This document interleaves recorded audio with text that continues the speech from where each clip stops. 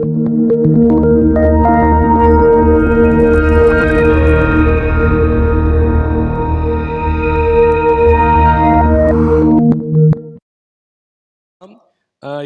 60:5 அப்பொழுது நீ அதை கண்டு ஓடி வருவாய், உன் இருதயம் அதிசயப்பட்டு பூரிக்கும், கடற்கரையின் திரளான கூட்டம் உன் வசமாக திரும்பும், ஜாதிகளின் பலத்த சேனை உன்னிடத்துக்கு வரும். அல்லேலூயா, உன்னிடத்துக்கு வரும். பரலோகத்தில் இருக்கிற எங்கள் பிதாவே, நீ பேசுகிற தேவனாய் இருக்கிறபடியினால் இங்கே வந்திருக்கிற இதை கேட்கிற யாவரும் உடைய இருதயமும் அதிசயப்பட்டு பூரிக்கத்தக்கதாக தேவனுடைய அதிசயங்களையும் அற்புதங்களையும் ஒவ்வொரு நாளும் கண்டு மகிழ இப்பொழுது இவர்களுக்கு நீர் பேசுவீராக, இவர்களோடு கூட இடைப்படுவீராக. தகப்பனே, எவ்வளோ பேர் காயத்தோடு வேதனையோடு கண்ணீரோடு இந்த இடத்துல இருக்கிறாங்க தகப்பனே. அநேகர் இதை கேட்பார்கள் அப்பா. தகப்பனே, அவருடைய கண்ணீர் துடைக்கப்படணும், அவங்களுடைய துக்கம் சந்தோஷமாய் மாறணும், அவங்க ஆண்டவரை உற்சாகம் அடையணும், அவங்க பூரிப்படையணும், அவங்க வாழ்க்கையில் ஒரு மறுமலர்ச்சி உண்டாகணும், அவங்க துக்க நாட்கள் முடிந்து போகட்டும் அப்பா. கர்த்தர் இடைப்படுங்க, பேசுங்க. இயேசுவின் நாமத்தில் ஜெபிக்கிறேன் நல்ல பிதாவே, ஆமென். அல்லேலூயா. உங்கள் இருதயம் அதிசயப்பட்டு பூரிக்கும். இந்த தேவனுடைய வார்த்தை நம்மளை மகிழ்ச்சியாக்கும், தேவனுடைய வார்த்தை நம்மளை கட்டும், தேவனுடைய வார்த்தை நம்மளை உயிர்ப்பிக்கும். ஏன்னா அது ஜீவன் உள்ளது, அது வல்லமை உள்ளது, அது இருபுறமும் கருக்குள்ள பட்டயம் போலது. அல்லேலூயா. அதனால நல்லா கவனிங்க, தேவனுடைய வார்த்தை நம்மளை என்ன பண்ணாதுன்னா உயிர்ப்பிக்க கூடியதுமா இருக்கிறது, கொல்லுகிறதுமா இருக்கிறது. ரெண்டு வேலையும் செய்யும். அல்லேலூயா. தேவனுடைய வார்த்தை உயிர்ப்பிக்கிறதும் அது கொல்லுகிறதுமா இருக்கு. ஆனா இந்த வார்த்தையே தனக்குன்னு எடுத்துக்கொள்றவனை உயிர்ப்பிக்கும். இந்த வார்த்தையை கேட்டு எடுத்துக்கொள்ளாமல் போறவங்களை என்ன செய்யாது, கொண்டு விட்டுரும். சரிங்களா, ஒரு பக்கம் போகட்டும். நல்லா கவனிங்க. இப்ப நம்ம அதை குறித்து பார்த்தோம். எந்த சூழ்நிலையில இருக்கிற அந்த மனிதர்களுக்கு ஆண்டவர் பேசினார் என்பதை இந்த பகுதியை பார்க்கும்போது, ஒரு மனிதனுடைய வாழ்க்கையை இழந்து வாழ வழி இல்லாமல் என்ன செய்வதென்று தெரியாத நிலைமையில் இருக்கிற, அல்லது துக்கத்தோடு என்னை யாராவது காப்பாற்ற மாட்டார்களா, எனக்கு உதவி செய்ய மாட்டார்களா என்று சொல்லி இப்படி சிந்திக்கிற இந்த மனிதர்களுக்கு ஆண்டவர் சொல்ற அந்த வார்த்தை தான், அவர் என்ன செய்யணும், உன் இருதயத்தை நான் என்ன பண்ணுவேன், உன்னை பிரகாசிக்க பண்ணுவேன், உனக்கு ஆதரவா ஜனங்களை எழுப்புவேன், உனக்கு உதவிக்கரங்களை எழுப்புவேன், உனக்கு விரோதமா இருக்கிற உங்கள் கணவரா இருக்கலாம், மனைவியா இருக்கலாம், பிள்ளைகளா இருக்கலாம், உறவுகளா இருக்கலாம், அவர்களெல்லாம் உங்க சார்பில் என்ன செய்வாங்க, உங்களுக்கு ஆதரவா வருவாங்க. அல்லேலூயா. இதை பார்க்கும்போது உங்கள் இருதயம் என்ன செய்யும், அதிசயப்பட்டு பூரிக்கும். அப்ப நல்லா புரிந்து கொள்ளுங்கள். நான் 2 சம்பவங்களை போன ட்ரிப் நான் சொன்னேன். அன்னாளை குறித்து சொன்னேன், அதுக்கடுத்து தாவீதை குறித்து நான் உங்களுக்கு என்ன செஞ்சேன், சொன்னேன். சரி, இந்த அன்னாள் எப்படி அவ வாழ்க்கையில இப்படிப்பட்ட துக்கத்திலிருந்து அவள் விடுதலை ஆகினாள், அல்லது அவள் இருதயம் பூரிக்க அவள் என்ன பண்ணினாள் அப்படிங்கிறத நம்ம ஒரு 5-6 பேரை பார்க்க போகிறோம். அல்லேலூயா. உங்கள் இருதயம் அதிசயப்பட்டு பூரிக்கணும்னா நீங்க என்ன செய்யணும் அப்படின்னு பார்த்தா, என்ன செய்யணும் அப்படின்னு சொன்னா, நம்ம ஒரு 7 கண்டிஷன் அப்படி நான் சொல்ல போறது இல்லை. நீங்க 7 காரியத்தை செஞ்சாதான், அல்லது ஒரு 15 காரியத்தை செஞ்சாதான் உங்க வாழ்க்கையில அதை பெற்றுக்கொள்ளலாம் அப்படிங்கிறது அல்ல. நான் சொல்றது ஈஸியான ஒரே வரியில சொல்ல போகிற காரியம் தான். இதை பார்த்துட்டு முடிவில் நான் உங்களுக்கு சொல்லுவேன். அல்லேலூயா. இப்ப நல்லா கவனிங்க. 1 சாமுவேல் 2ஆம் அதிகாரம் 1லிருந்து 9 வரையும் நீங்கள் வாசித்தீர்கள் என்றால், அவள் இருதயம் அதிசயப்பட்டு பூரிக்கும் போது சொல்லுகிற வார்த்தைகள். அவள் இருதயம் அதிசயப்பட்டு, ஏன்னா ஏற்கனவே அவள் வாழ்க்கையில மலடியா இருந்தா, சக்காலத்தினால் துக்கப்படுத்தப்பட்டா. எவ்வளவு நாள், அவள் வருஷந்தோறுன்னு போட்டிருக்காது, எத்தனை வருஷம் தெரியல, வருஷந்தோறு அப்படின்னு போட்டிருக்கு. வருஷந்தோறும் அவளை மனமடிவாக்கினால், அவளை துக்கப்படுத்தினால், அவளை வேதனைப்படுத்தினால், அவள் காரியங்கள் எல்லாம் என்ன செய்யுது, ரொம்ப அவளை வாழ்க்கையை மனம் கசந்து அழுகிற அளவுக்கு இருக்கு. அவர் மன கிளேசம் உள்ள ஸ்திரீ அப்படின்றா. அவ சொல்லும் போது, என் மனசுல இருந்த கிளேசத்தெல்லாம், மனசுல இருந்த வேதனையெல்லாம் நான் ஊற்றினேன் அப்படின்னு சொல்றா ஏலி கேட்கும் போது. அப்ப அவ்வளவு வேதனை இருந்தவ இப்ப என்ன பண்றா அப்படின்னா, 2ஆம் அதிகாரத்தில் 1 வரை வாசித்து பார்த்தீங்கன்னா, அப்படியே புகழ்ந்து தள்ளுறா ஆண்டவரை. ஆண்டவர் என்ன செய்யறா, புகழ்ந்து அப்படியே துதிக்கிறா. அவர் அந்த ஒன்னாவது வசனம் சொல்லி பாருங்களேன். அப்பொழுது அன்னாள் ஜெபம் பண்ணி, என் இருதயம் கர்த்தருக்குள் களி கூறுகிறது, என் கொம்பு கர்த்தருக்குள் உயர்ந்திருக்கிறது அப்படின்றா. அல்லேலூயா. அவை அவருடைய இருதயம் எப்படி இருக்குதான்? களி கூறுகிறது அப்படின்னு சொல்றா. நல்லா கவனிங்க. அவ என்ன செஞ்சு இதுல பாடுகிறாள் அப்படின்னு பாத்தீங்கன்னா, அவரை போல ஒருவரும் இல்லை. இந்த 2வது வசனத்தை வாசிங்கன்னா, கர்த்தரை போல பரிசுத்தம் ஒருவில்லை, உம்மை அல்லாமல் வேறு ஒருவரும் இல்லை, எங்கள் தேவனை போல ஒரு கன்மலையும் இல்லை. அப்படின்னா என்ன சொல்றாருன்னா, அவருக்கு ஒப்பான ஒரு கடவுள் ஒருவர் இல்லவே இல்லை அப்படி சொல்லிட்டு தான் ஆரம்பிக்கிறான். அதுக்காக நீங்க என்ன செய்ய, 3வது வசனம் சொல்றாருங்க, தேவையில்லாமலாம் மேட்டிமையா இச்சையா ஒரு மாறிய இலச்சையாலாம் என்ன பண்ணாதீங்க, பேசாதீங்க. ஏன்னா அவரை போல ஒரு தேவன் இல்லை என்று சொல்லிவிட்டு சொல்றா. அதுக்கு பின்னாடி அவர் சொல்றா பாருங்களேன், 4வது வசனத்துல இருந்து, பலவான்களின் வில்லை முறித்து தள்ளாடினவர்களை பலத்தினால் இடை கட்டுவார். அவர் என்ன சொல்றாருன்னா, தேவனை ஒரு மனிதன் ஒரு பலவானை பலவானாக்குறவர் அல்ல. என்ன சொல்றா? ஒரு பலவானை பலவானாக்குறவர் அல்ல, ஒரு பலவீனனை ஒரு பலனற்றவனை இடை கட்டுகிற தேவன். நான் அப்படித்தான் இருந்தேன், பலவீனமா இருந்தேன், பலனற்று போயிருந்தேன். என்னுடைய துக்கத்தினால், என்னுடைய வேதனையினால் என் பலனெல்லாம் இழந்து போயிருந்தேன். ஆனா என் பலத்தில் அவர், என்னை பலவீனத்தில் அவர் இடை கட்டினார் அப்படின்றா. அப்புறம் சொல்றா, திருப்தியா இருந்தவர்கள் அப்பத்துக்காக கூலி வேலை செய்கிறார்கள். நல்ல திருப்தியா வாழ்றாங்க சில பேரு, ஆனா கடைசியில் அவங்க கூலி வேலைக்கு கூட போயிடுறாங்க. ஆனா அவர் என்ன செய்யறார் பாருங்க, அவர் சொல்றார் பாருங்க, அவர் சொல்றா, தேவன் எப்படிப்பட்டவர் தெரியுமா? பசியா இருந்தவர்களை இனி பசியா இருக்க விட மாட்டாரு. ஐயோ, கடன்ல இருக்கிறவர்களை இனி கடனா இருக்க விட மாட்டாரு, வறுமையில இருக்கிறவர்கள் இனி வறுமையா இருக்க விட மாட்டாரு, வேதனையில இருக்கிறவர்கள் இனி வேதனையா இருக்க விட மாட்டாரு, துக்கத்தில் இருக்கிறவர்கள் இனி துக்கமா இருக்க விட மாட்டாரு. ஐயா, மகிழ்ச்சியா இருக்கிறவர்கள் தான் மகிழ்ச்சியாக்குவார், அப்படி அல்ல. பணக்காரர்களாக்குவார், அப்படி அல்ல. சரிங்களா? நல்ல கவனிங்க வசனம். ஒன்றும் இல்லாத நிலைமையில இருக்கிற அந்த எந்த சூழ்நிலை, இனிமே எல்லாமே எனக்கு போச்சு என்ற நிலைமையில இருக்கிறவங்களை அவர் தூக்கி நிறுத்துகிறவர். அப்படி சொல்றார். இனி பசியா இருப்பதில்ல. பாருங்க, இங்கே ஒரு வார்த்தை வருது, மலடியா இருந்தவள் 7 பெற்றாள். ஐயோ, அல்லேலூயா. அநேக பிள்ளைகளை பெற்றாள். மலடி என்று உங்களை சொல்லுகிறார்களா? இனி உனக்கு குழந்தை பிறக்காதுன்னு சொல்றாங்களா? நீ துக்கத்திலேயே அதில் இருக்கிறியா? இவன் வாழ்க்கை நீ மலராது என்று சொல்லுகிறார்களா? உன் வாழ்க்கை முடிஞ்சு போச்சுன்னு சொல்றாங்களா? நீ நினைக்கிறாயா? நல்லா கவனிங்க. நீ எது இல்லை என்று சொல்லுகிறாயோ அதை உனக்கு தருகிறவர் தான் இந்த தேவன் அப்படின்னு அன்னாள் சொல்றார். உனக்கு எது இல்லையோ அதை தருகிறவர் மாத்திரமல்ல, மலடி என்று சொல்லுகிற ஒன்னை அநேக பிள்ளைகளுக்கு தாயாக்குவார். அவள் ஆக்குனார் ஆண்டவர். அதனாலதான் அவன் சொல்றான், நான் ஒரு சாமுவேலை கொடுத்தால் மட்டும் இல்ல, எனக்கு 3 மகளும் 2 மகள்களையும் கர்த்தர் என்ன செஞ்சாரு? கொடுத்தார். அல்லேலூயா. நான் ஒரு பிள்ளைக்காக வருஷம் அழுதேன், சக்கலாத்தின் கொடுமை தாங்க முடியாம அழுதேன்.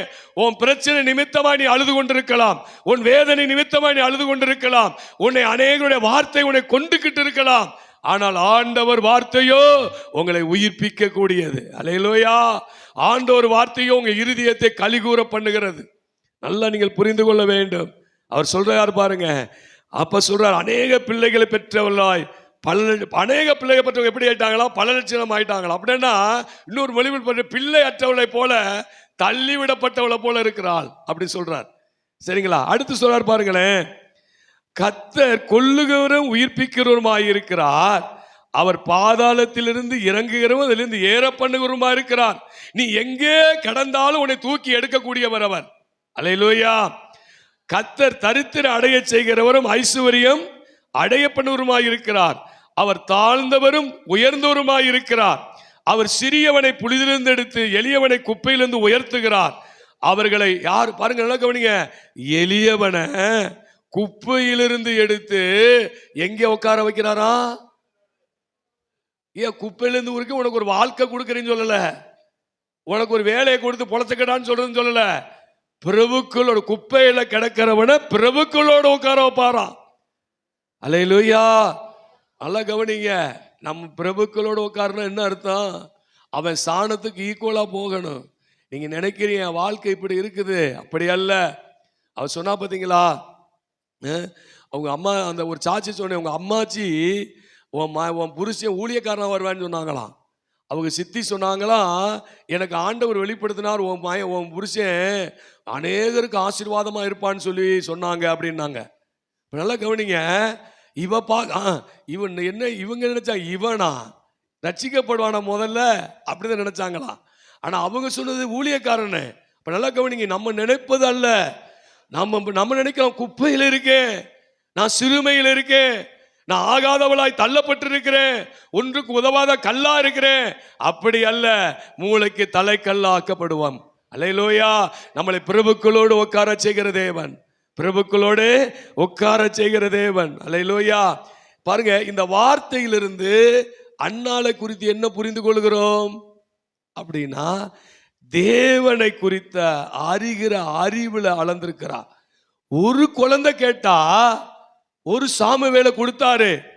ஆனால் அந்த சாமுவேலை கொடுத்த அவரை இவள் என்ன பண்ணிருக்கிறா? நம்ம ஒரு அற்புதத்தை பெற்றுட்டு என்ன பண்றோம்? அடுத்த அற்புதத்தை எதிர்பார்த்து நிக்கிறோம். சரிங்களா? ஒரு காரியத்தை எதிர்பார்த்தவங்க இன்னொரு காரியத்தை எதிர்பார்க்கிறோம்.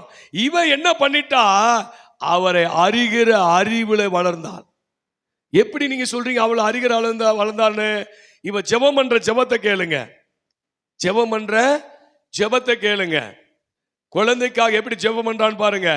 துக்கமா தான் இருந்தா, சக்காலத்தை வேதனைப்படுத்திக்கிட்டு தான் இருந்தா, வருஷம் அவளை மனமடிவாத ஆக்கிட்டு தான் இருந்தா, சாப்பாடை மறந்துதான் இருந்தா, அழுது கொண்டுதான் இருந்தா, புருஷன் அவனை தேற்றி தான் பார்த்தான். ஆனாலும் வருஷந்தோறும் அவன் அப்படித்தான் இருந்தா.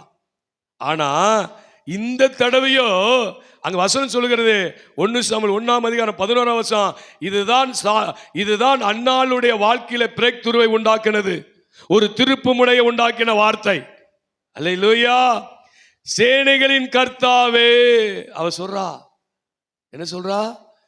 சேனைகளின் கர்த்தாவே அப்படின்னு என்ன தெரியுமா உங்களுக்கு அர்த்தம்? இது ஒரு சிலர் மட்டும்தான் சொல்லியிருக்கிறாங்க இந்த வார்த்தையை. மோசே ஒரு இடத்துல சொல்லியிருப்பார் நினைக்கிறேன். இப்படி ஒரு சிலர் நம்ம சொல்லியிருக்கிறாங்க, சேனைகளின் தேவனாகிய கர்த்தாவே அப்படின்னு. இன்னொரு இடத்துல பார்த்தீங்கன்னா, இது இன்னொரு மொழிபெயர்ப்புல எப்படி போட்டுருக்குன்னா, சர்வ வல்லமையுள்ள கர்த்தாவே அப்படின்னு போட்டிருக்கு. அப்ப சேனைகளின் கர்த்தாவே என்னன்னா, நல்லா கவனிங்க, தேவனுக்கு 2 சேனைகள் உண்டு. ஒன்று வானத்தின் சேனைகள், இன்னொன்று பூமியில் இருக்கிற சேனைகள். பூமியில் இருக்கிற சேனைகள் நல்லா கவனிங்க. வானத்தில் இருக்கிற சேனைகள் பெருக்கத்தை பார்க்காது. பூமியில் இருக்கிற சேனைகள் என்ன செய்ய? நீங்களும் எல்லா மிருகங்கள், பறவைகள், நீங்கள் நானும் தான் தேவனுக்கு பூமியில் இருக்கிற சேனைகள். இதெல்லாம் பெருகும். அப்ப என்ன சொல்ற? பெருக செய்கிற தேவனே அப்படின்றா.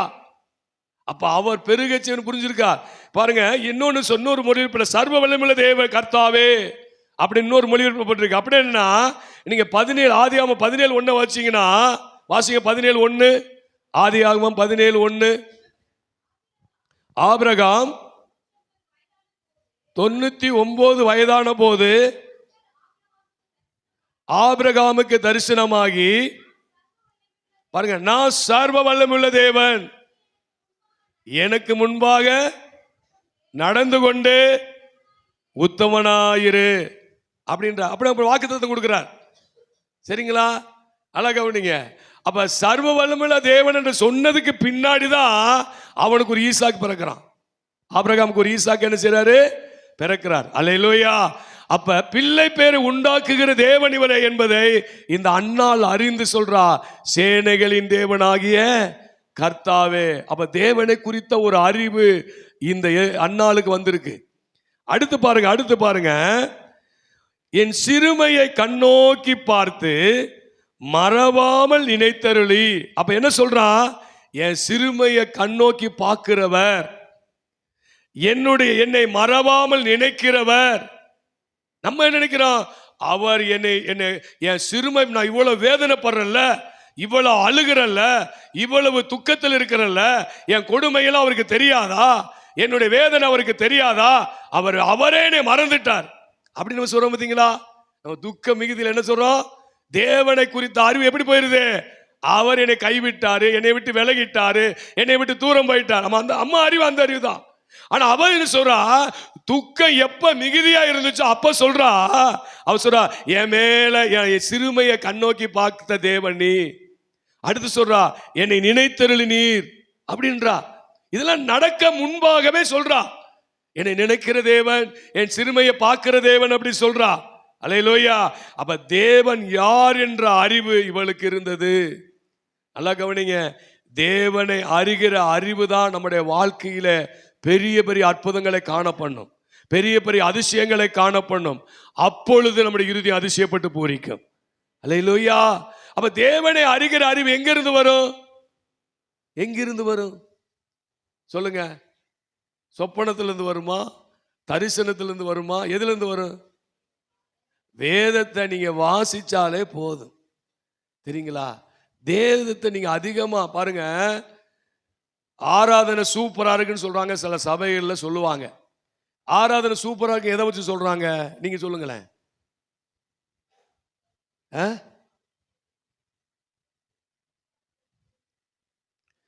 ஆராதனை நல்லா இருந்துச்சு எதை வச்சு சொல்றாங்கன்னா, ஒரு சீப் பாட்டு படிக்கிறத வச்சு சொல்றாங்களா? எதை வச்சு சொல்றாங்க? நல்லா கவனிங்க. ஆராதனை நல்லா இருந்துச்சு எப்படி சொல்லுவாங்க அப்படின்னா, இங்கிட்டு 4 விழுகும், அங்கிட்டு 4 விழுகும். இதுக்கு பேர் அவங்களுக்கு என்ன வச்சிருக்கிறாங்க? அபிஷேகம் அப்படின்னு வச்சிருக்கிறாங்க. இங்க விழுந்துட்டாங்களா, அப்பா அப்படியே திருப்தி ஆயிடுவாங்க. திருப்தி ஆகிட்டு வீட்டுக்கு போனோம் என்ன ஆயிடுவாங்க? இங்க எப்படி விழுந்தாலும் அவங்க அங்க போய் யாராவது கீழே விழ வைப்பாங்க. எப்படி? வார்த்தையில. சரிங்களா? சண்டை போடுறதில்ல. இதுதான் உங்களுடைய ஆராதனை சூப்பர். சரிங்களா? காரணம் என்ன தெரியுமா? இந்த வார்த்தை இல்லாமல் இருதயம் வெறுமையா இருக்கிறதுனால சும்மா சும்மா சின்ன சின்ன அற்பமான காரியங்களில் திருப்தி அடைந்து வாழ்க்கையில முன்னேறாம போய் தேவனை மற்றவர்கள் அறிய முடியாம தடுத்து நிறுத்திடுறாங்க. நல்லா கவனிங்க. வேத வசனத்துக்கு யார் ஒருவன் முக்கியத்துவம் கொடுக்கிறானோ அது அவனுக்கு தீபமா மாறும், அவனுக்கு அது விளக்கா மாறும், அதுக்கு அது வழிகாட்டும், அவனுக்கு ஆலோசனையாய் மாறும். அல்லேலூயா. நல்லா கவனிங்க. 40 வருஷம் மோசே, 40 வருஷம் வாழ்க்கை இருண்டு போச்சு. சரிங்களா? வாழ்க்கை இருந்து போச்சு. அவன் நல்லா படிச்சவன் தான், எல்லா கலையும் தெரிஞ்சவன் தான். சரிங்களா? எகிப்தில அதிகாரத்தோடு சுத்தி வந்தவன் தான். ஆனா ஒரு மனிதனுடைய வார்த்தை அவனை எங்க கொண்டு விட்டுருச்சு? வனாந்தரத்துல அவனை ஒன்றுமே இல்லாதவனை போல, ஒன்றும் தெரியாதவனை போல, ஒன்றுக்கு உபயோகம் இல்லாதவனை போல மாற்றி விட்டுருச்சு. ஆனா முட்செடியில் ஒரு வார்த்தை தோன்றுச்சு. முட்செடியில தரிசனமானார் தேவன். தரிசனமாகி மோசைக்கு பேசின வார்த்தை மோசைய நம்ப பண்ணாம சில அற்புதங்கள் அவனுக்கு என்ன செஞ்சு காண்பிக்கப்பட்டது. அந்த தேவனுடைய வார்த்தையை கூட அவனால் நம்ப முடியல. தேவனுடைய அற்புதங்களை செஞ்சு அவனை கட்டாயப்படுத்தி இழுத்து கொண்டு வராரு. அப்பொழுது கூட அவன் வார்த்தையை நம்பல. ஆனா நல்லா கவனிங்க, எகிப்து தேசத்துக்கு வந்த பரட்டி, அவன் எகிப்து தேசத்துக்கு வந்த பரட்டி அவனுக்கு விரோதமா பார்வோன்ட்ட போனா பார்வோன் விரோதமா எழும்புறான். மனிதர்கள்ட்ட போனா எகிப்தியர் இஸ்ரவேலர்கள் விரோதமா எழும்புறாங்க. அவன் கர்த்தரிடத்துல வார்த்தையை கேட்கவே போனான். அவன் கர்த்தரிடத்துல வார்த்தையை கேட்டு கேட்டு கேட்டு செஞ்சான் பாருங்க. அங்கிருந்து 21 லட்சத்துக்கு மேற்பட்ட ஜனங்களை அவனால விடுவிக்க முடிஞ்சுச்சு. ஐயா, அவன் அற்புதத்தை 10 விதமான வாதம் இருந்துச்சு. ஒவ்வொரு வாதைக்கு பின்பாக, தேவனுடைய ஒவ்வொரு அற்புதத்துக்கு பின்பாக அவன் என்ன செஞ்சான்? மனமடிவாக்கப்பட்ட மனுஷனாளர்களே. மனுஷன் விட மாட்டேங்கிறான் ஜனத்தை. மனிதனுடைய வார்த்தை அவங்க இருதயத்தை அவனை கடிதப்படுத்தி மோசைக்கு விரோதமாய் தூண்டுகிறது. ஆனா மோசையோ ஒவ்வொரு வாதைக்கு முன்பாக தேவனிடத்தில் போய் நிற்கிறான். அவன் சோர்ந்து போகல. அற்புதம் அவனை உயிர்ப்பிக்கல, தேவனுடைய வார்த்தை அவனை உயிர்ப்பித்தது. தேவனுடைய வார்த்தை அவனை செயல்பட வச்சுச்சு மோசைய. அன்பான தேவஜனமே, தேவனுடைய வார்த்தைக்கு நீங்கள் தேவனுடைய வார்த்தையை எந்த அளவுக்கு நீங்கள் வாசிக்கிறீர்களோ அப்ப தேவனை குறித்த அறிவு நமக்கு உண்டாகும். தேவனுடைய அறிவு வரும் பொழுது இதை மாத்த அவரால் முடியும். நான் பசியா இருந்தாலும் நான் திருப்தி அடைய முடியும். நான் சோர்ந்து போனாலும் நான் எழும்புவேன். என்னை பாதாளத்தில் தள்ளி போட்டாலும் நான் எழும்புவேன். நல்ல கவனிங்க, அந்த வார்த்தை என்னை எழுப்பும். எவ்வளவு பெரிய பிரச்சனை வந்தாலும், எவ்வளவு பெரிய வேதனை வந்தாலும் அந்த பிரச்சனையிலிருந்து நம்மளை தூக்கி நிறுத்தும். மோசே ஒவ்வொரு தேவனுடைய வார்த்தையை அவர் நம்பி நம்பி நம்பி அந்த வார்த்தையை விசுவாசித்து அவன் தேவனை ஜனங்களுக்கு வெளிப்படுத்தினார். மோசே அற்புதங்களை செய்து பார்த்தார். ஆனா இஸ்ரவேலர்கள் எப்ப பாருங்க அற்புதத்தை பார்த்தாங்க, அப்பயே மறந்தாங்க. அற்புதம் நம்மளை உயிர்ப்பிக்காது, அதிசயம் நம்மளை உயிர்ப்பிக்காது. நல்லா புரிந்து கொள்ளுங்கள் அன்பான தேவஜனமே. என் நாட்களுடைய தேவனுடைய வார்த்தையை நீங்க நம்புனீங்க அப்படின்னா நீங்க உயிர்ப்பிக்கப்படுவீங்க. தேவ வார்த்தை உங்களுக்குள்ள இருதயத்தில் களி கூறுதலை கொண்டு வரும். உங்க வாழ்க்கை நீங்க 40 நாள் உபவாசம் போட்டாலும் சரி, 21 நாள் உபவாசம் போட்டாலும் சரி, அதெல்லாம் உங்களுக்கு என்னத்து கொண்டு வராது, உயிர்ப்பித்தல கொண்டு வராது. நான் ஏற்கனவே சொல்லி இருக்கிறேன். அதுக்காக 21 நாள் உபவாசம் பண்ணக்கூடாதுன்னு சொல்றீங்களா, 40 நாள் உபவாசம் பண்ணக்கூடாதுன்னு சொல்றீங்களா? அப்படி அல்ல. நல்லா கவனிங்க. நான் தேவனுடைய வார்த்தையை வாசிக்கும் போது நான் சாப்பாடை மறக்கிறேன் பாத்தீங்களா, அதுதான் உபவாசம். நான் தேவனோடு நான் தேவன் மேல அன்பு கூறி அவரை துதிக்க நான் ஆரம்பிக்கிறேன் பாருங்க, அந்த ஆரம்பிக்கிறேன் சோத்த மறக்கிறேன் பாத்தீங்களா, அதுக்கு பேர் தான் உபவாசம். நான் உபவாசம் போட்டு போய் நிக்கிறது அல்ல. மோசே 40 நாள் 2 தடவை உபவாசம் பண்ணி இருக்கிறாரு. ஆனால் உபவாசம் பண்ணி வாடா அப்படின்னு கூப்பிடல. மலையில ஏறும்போது எத்தனை நாள் அவனுக்கு தெரியாது. நான் மலைக்கு போகும்போது எத்தனை நாள் இருக்க போறேன் மோசைக்கு தெரியாது. வர சொன்னாரு, போனாரு. யோசுவா பாருங்க, மேல மலையில மோசே உபவாசத்தில் இருந்தார், கீழே யோசுவா என்ன பண்ணிட்டு இருந்தாரு, அவர் உபவாசத்தை பத்தி சொல்லலையே. அவரு 40 நாள் சாப்பிடாம தான் உட்கார்ந்து இருந்தான் மலையில. மோசே வரந்தொட்டிக்கு அந்த இடத்தை விட்டு அசையலாமே. அன்பான தேவ ஜனங்கள் நல்லா கவனிங்க. என் ஜெபம் எப்படி, எனக்கு எப்படி உபவாசம் வரணும் தெரியுமா, எனக்கு எப்படி ஜெபம் வரணும் தெரியுமா, என் தேவன் மேல களி கூறுதில்ல, என் தேவன் மேல நான் அன்பு கூறுகிறதுல எனக்கு சாப்பாடை நான் மறக்கணும். அது ஜெபமா துதியா உபவாசமாய் மாறணும். இதைத்தான் தேவன் உபவாசம் சொல்லியிருக்கிறார். இதைத்தான் தேவன் ஆராதனை சொல்லியிருக்கிறார். இதைத்தான் தேவன் விரும்புகிறார். நம்ம என்ன செய்யறோம், நான் உபவாசம் பண்ணிட்டு ஊரை ஊரை சுத்திட்டு வர்றது. சரிங்களா? ஒரு உபவாசம் பண்ணிட்டு எங்க போறது? ஒருத்தர் வந்தாரு, ஒரு சர்ச்சை பிரதிஷ்ட, எல்லாம் பந்தி சாப்பாடு, இவர் மட்டும் சாப்பிடல. ஏன் சாப்பிடலன்னு கேட்டேன். அவர் சொல்றாரு, நான் உபவாசம் அப்படின்னாரு. என்ன உபவாசம்? எனக்கு கடுப்பு. ஒரு பாஸ்டருக்கே அறிவில்லை பாருங்களேன். உபவாசம் பண்ணிட்டு ஊர் சுத்த சொன்னாங்க. இன்னைக்கு இப்படிலாம் இருந்தா தேவன் ஏதாவது செஞ்சிருவாருன்னு நினைக்கிறாங்க. அதனாலதான் எத்தனை உபவாசம் போட்டாலும் ஒண்ணு நடக்கிறது இல்ல. எவ்வளவு எங்கெங்க பண்ணி பார்க்கறாங்க, என்ன நடக்குது? நல்லா கவனிங்க. நான்லாம் தேவனை தேடுகிறதுல 7 நாள் சாப்பாடை மறந்து இருக்கிறேன். தேவனை தேடுகிறதுல, வேதத்தை வாசிக்கிறதுல நான் சாப்பாடை மறந்து இருக்கிறேன், தூக்கத்தை மறந்து இருக்கிறேன். தெரியுங்களா? அந்த ஆசை என்னை இழுத்து கொண்டு போன. அது எத்தனை நாள் கொண்டுட்டு போட்டேன். மோசே இப்படித்தான் போனாரே ஒழியா, அது 40 நாள் ஆகி போச்சு. அவர் அங்கே புசியாம குடியாம இருந்தார். ஏன்னா தேவ பிரசனத்துல களி கூறுதில்ல. இன்னைக்கு பசி எடுக்கும், அங்கே சாப்பாடு, அங்கே மீன் வரும், இன்னொரு வீட்டுல பொறிச்சு இருப்பாங்க, அங்கே சாப்பாடு இழுக்கும். சரிங்களா? எது இப்ப உபவாசம்? என் உபவாசம் இப்படித்தான் இருக்கு. அன்பா நல்லா கவனிங்க. வேத வசனத்தை வாசிங்க, அதை விசுவாசிங்க, அதை பேசுங்க, உங்க வாழ்க்கையில உயர்ந்துருவீங்க. அல்லேலூயா. வேத வசன இருதயத்தை நிரப்புச்சு அப்படின்னா உங்க இருதயம் களி கூறும். அண்ணால் அதுக்கு முன்னாடி பாருங்க, அவ யாருன்னு அறிந்திருக்கிற தேவனை அறிந்த அறிவு அவளுக்கு ஒரு அற்புதத்தை கொண்டு வருகிறது. இப்ப உதாரணத்துக்கு நான் ஒரு சாட்சி சொல்றேன் பாருங்க. மேலநெற்றில் நடந்த ஆராதனை, இங்க நம்ம ஆராதனை நடக்கும் போது மேலநெற்றில் ஆராதனை நடந்துச்சு. இதே மாதிரி ஒரு ஆராதனை, அது திருவிருந்த ஆராதனையில ஒரு ஆராதனை. அந்த ஆராதனையில நம்ம சர்ச்சுக்கு வரக்கூடியவங்க வேற சர்ச்சுக்கு போறவங்க, அன்னைக்கு அவங்க உடம்பு பலவீனத்தின் நிமித்தமா சர்ச்சுக்குள்ள வந்திருக்கிறாங்க. ஆராதனையில எழும்பி நின்று இருக்கிறாங்க. எழும்பி எல்லாரும் நிக்கிறாங்க. கிட்டத்தட்ட ஒரு 20-30 பேர் அந்த சர்ச்சுக்கு வருவாங்க. அப்ப வரும்போது இப்ப இந்த 30 பேர்ல யாருக்கு குழந்தை இருக்கு, காருக்கு குழந்தை இருக்கு தெரியுமா தெரியாதா? எனக்கு தெரியுமா தெரியாதா? 30 இப்ப இங்க வந்திருக்கிறதுக்கு யாருக்கு குழந்தை இல்லை, யாருக்கு குழந்தை இருக்குன்னு எனக்கு தெரியுமா தெரியாதா? தெரியும். இப்ப ஆண்டவர் சொல்றாரு, அங்க யாருமே குழந்தை இல்லாதவங்க இல்ல. நம்ம சர்ச்சில் யாருமே இல்ல, எல்லாருக்குமே குழந்தை இருக்கு. எனக்கு ஆராதனையில எனக்கு ஏவப்படுகிறேன், நீ அடிக்கடி ஒரு பிள்ளைய பெற்றெடுக்கிற பிரசவ வேதனைப்படுற அடிக்கடி. ஆனா ஒரு பிள்ளையோ எனக்கு பிறக்கல. இப்படி நான் ஒவ்வொரு நாளும் கற்ப வேதனைப்படுறேனே, ஒவ்வொரு பீரியட் டயத்திலையும். ஆனா இப்படி குழந்தை இல்லாம இருக்கிறேனே அப்படி சொல்லி இந்த வார்த்தையை என்ன சொல்ல சொல்லி வருது வெளியே.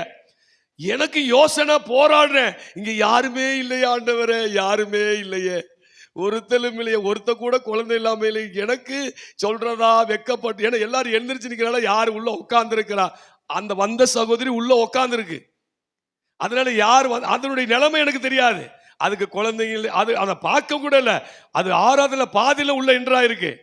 அதனால இப்ப ஒருவேளை அது இருந்தா அது குழந்தையில எனக்கு தெரிஞ்சிருக்கலாம், நான் டக்குன்னு என்ன செஞ்சிருக்கலாம், சொல்லி இருக்கலாம். எனக்கு தெரியல. ரொம்ப போராடிக்கிட்டே இருக்கேன். போராடிட்டு பார்த்தேன், அடிச்சு வாய் என்ன செஞ்சுட்டு வந்த உடனே விட்டுட்டு. நல்லா கவனிங்க, இந்த இது சொன்னதை நான் மிகமைப்படுத்தி பேசல. என் வாயில எனக்கு தீர்க்கதரிசன அபிஷேகம் இருக்கு அல்லது வெளிப்பாட்டின் அபிஷேகம் இருக்கு, அதை சொல்றதுக்கு சொல்ல வரல. என்ன செஞ்சாங்க, என்ன குழந்தை பிறந்துன்னு உங்களுக்கு சொல்ல வர்றேன். இப்ப அவங்க என்ன பண்றாங்க, இந்த வார்த்தையை நான் சொல்லிட்டேன். சொல்லி முடிச்ச உடனே ஒரு சவுண்டு மட்டும் வந்துச்சு, அழுக சவுண்டு. அவ்வளவுதான் எனக்கு தெரியும். அது யாரு என்ன ஏது எதுவும் கேட்கல. நான் இதை மறந்துட்டேன். கரெக்டா 3வது மாசத்துல எனக்கு ஜெபம் பண்ணுங்கன்னு அந்த சகோதரி வந்து நின்றாங்க. என்ன ஜெபம் பண்ணுன்னு கேட்டேன்.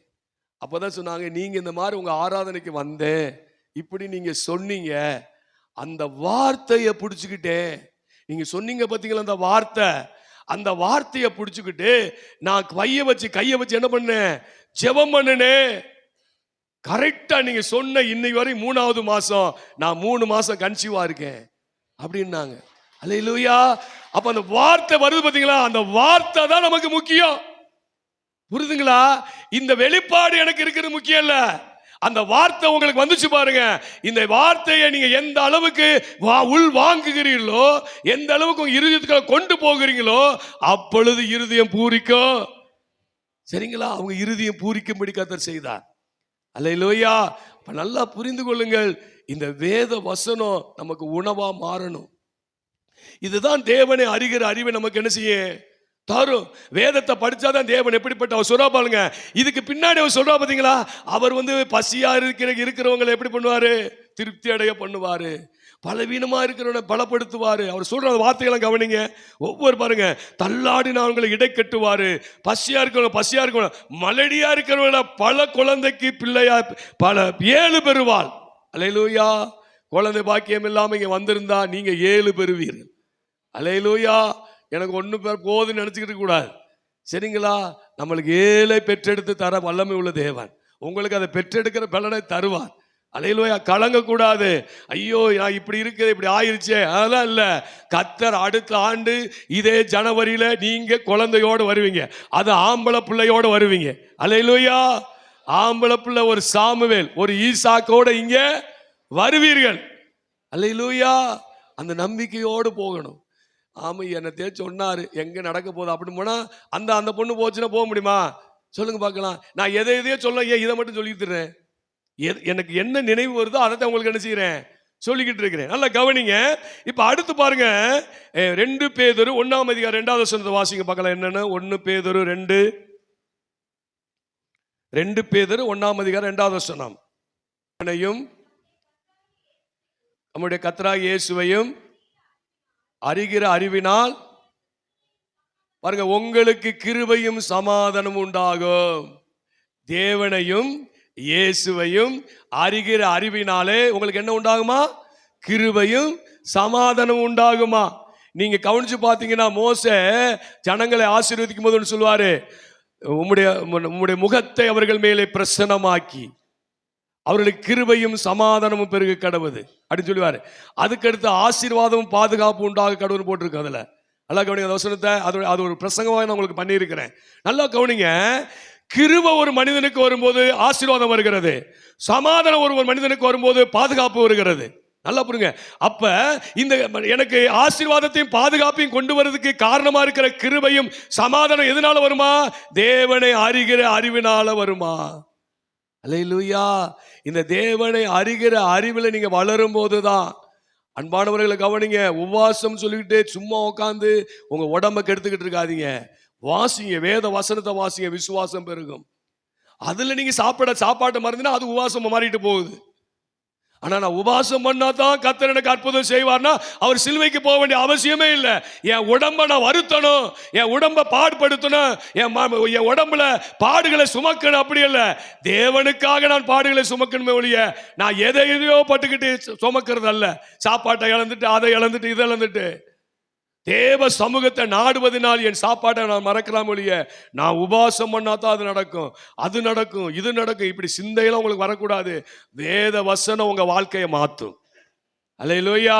அப்ப நல்லா கவனிங்க, இன்னொரு வசனம் வாசிக்கலாம், 3வது வசனத்தை வாசிக்கலாம். தம்முடைய மகிமையினாலே காருண்யத்தினாலும் நம்மை அழைத்தவரை அறிகிற அறிவினாலே ஜீவனுக்கும் தேவ பக்திக்கும் வேண்டிய யாவற்றையும் அவருடைய திவ்ய வல்லமையானது நமக்கு தந்தல்லும் என்று பாருங்க. அவர் அறிகிற அறிவு ஜீவனுக்கும் தேவ பக்திக்கும் போட்டிருக்கு. அல்லேலூயா. நான் ஜீவனோடு இருக்கிற தேவ பக்தியில வளருன்னா அவர் அறிகிற அறிவு வேணும். சரிங்களா? நல்லா கவனிங்க. அப்போது நல்லா பாருங்க. அப்ப ஒரு ஆண் குழந்தைய கர்த்தருக்கு ஒப்பு கொடுத்தா, இன்னொன்று அடுத்த அவளிடத்துல என்ன பாக்குறாங்க? முதலாவது தேவனை அவள் அறிகிற அறிவு அவள் வாழ்க்கையில கலிகூறுதலை கொண்டு வந்துச்சு. தேவனை அறிகிற அறிவு கலிகூறுதல். இரண்டாவது நம்ம பார்க்க போறோம். இரண்டாவது நல்லா கவனிங்க, இரண்டாவது நம்ம பார்க்க போகிறோம்.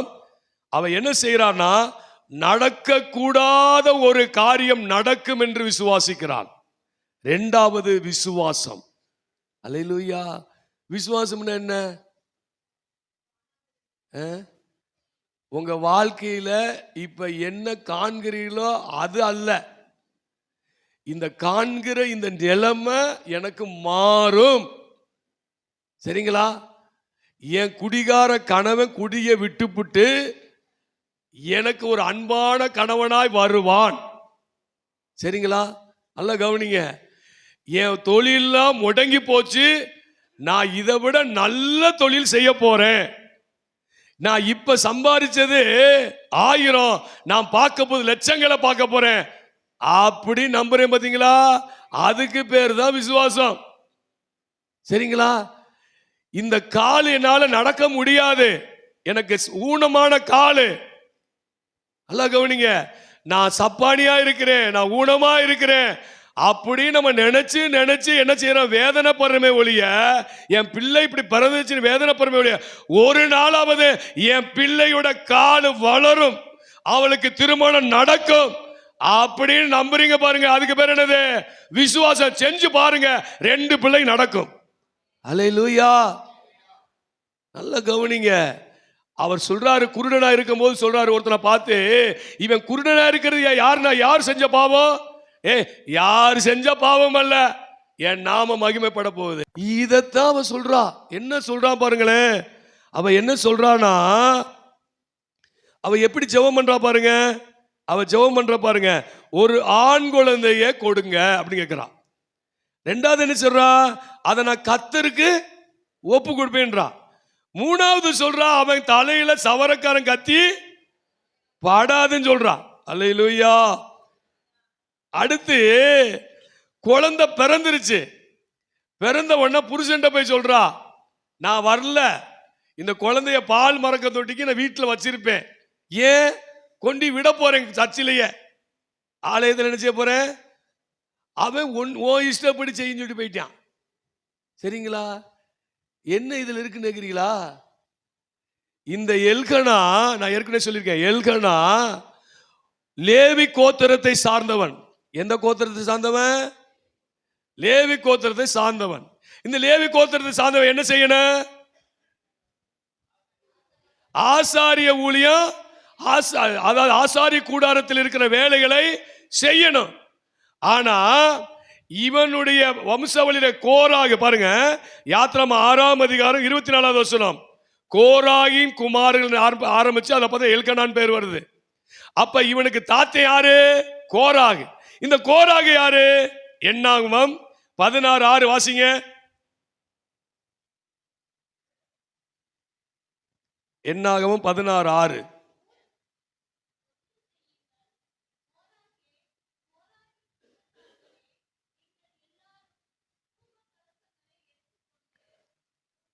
பாருங்க, இவன் என்ன செய்யறாங்கன்னா இந்த 16வது அதிகாரத்தை வாட்சி பாருங்க. இவங்க ஆரோனுக்கும் மோசைக்கு விரோதமா என்ன பண்றாங்க? எழும்புறாங்க, எழும்பி பிரச்சனை பண்றாங்க. அப்பதான் பூமி வாய பழந்து நினைஞ்சுறாங்க, உள்ள போயிடறாங்க, உள்ள போயிடுவாங்க. நீங்க 26 என்னாகும் 26 அதுல படிச்சு பாருங்க. அதுல என்ன செய்யறாங்க? உள்ள போயிடுறாங்க. இப்ப இஸ்ரவேலர்லாம் சேர்ந்து ஒரு முடிவு எடுக்கிறாங்க. இவர்களுக்கு இவருடைய பிள்ளைகள், வாசிக்கலாமா? 26:11 நினைக்கிறேன், வாசிங்க. என்னாகும் 26:11 பாருங்க. கோராகின் குமாரரோ சாகவில்லை. மொத்தமா செத்துறா நினைச்சிடாதீங்க, இவங்க சாகல, சரிங்களா? இவங்களுக்கு இஸ்ரவேலர்கள் என்ன முடிவு எடுக்கிறாங்க அப்படின்னா, இவங்களுக்கு சொத்து உரிமை கிடையாது, சுதந்திரம் இல்ல, ஆசாரிய ஊழியம் இல்ல அப்படிங்கிற முடிவு எடுத்துட்டாங்க. இது எப்படி சொல்றீங்க அப்படிங்க கேட்கலாம். என்னாகும் 27:3 வாசிங்க.